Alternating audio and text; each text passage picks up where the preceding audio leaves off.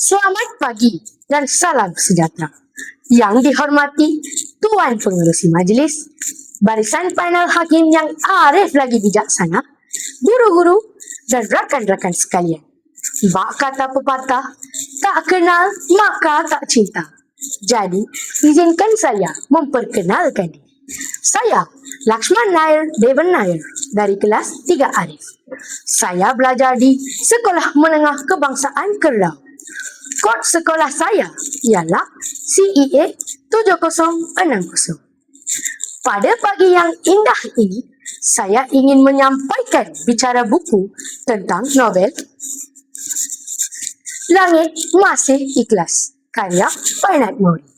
Novel ini diterbitkan oleh penerbitan karya seni Sendirian Berhad.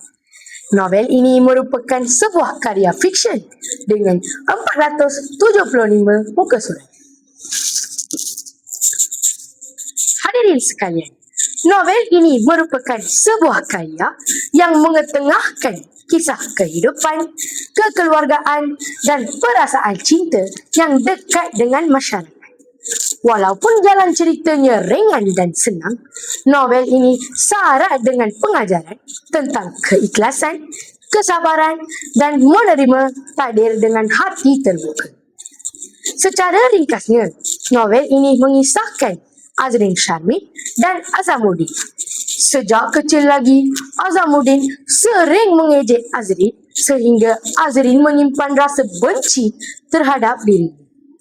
Azamuddin gemar mengejek fizikal Azrin dan menjadikannya sebagai bahan gurauan.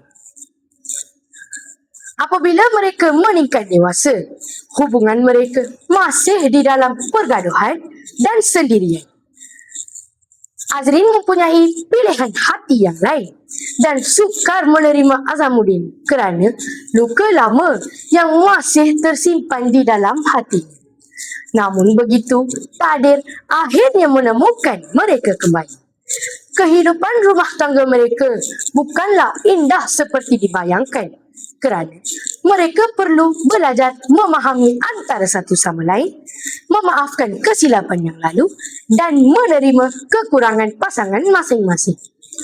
Apa yang menarik tentang novel ini ialah jalan ceritanya santai dan diselitkan dengan logat sara yang menghiburkan. Dialog-dialog di antara Azrin dan Azamuddin sering membuatkan pembaca untuk tersenyum dan ketawa kerana penuh dengan usikan dan gelagat lucu. Pada masa yang sama, penulis berjaya menggambarkan suasana kehidupan masyarakat kampung yang harmoni dan penuh nilai kekeluargaan.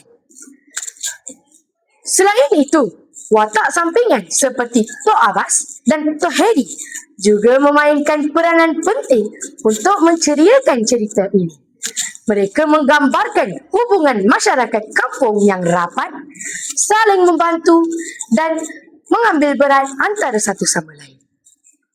Pembaca akan merasakan suasana kehidupan masyarakat kampung yang tenang dan penuh dengan nilai kasih sayang. Terdapat banyak nilai pengajaran yang boleh kita ambil daripada novel ini. Antaranya ialah kasih sayang.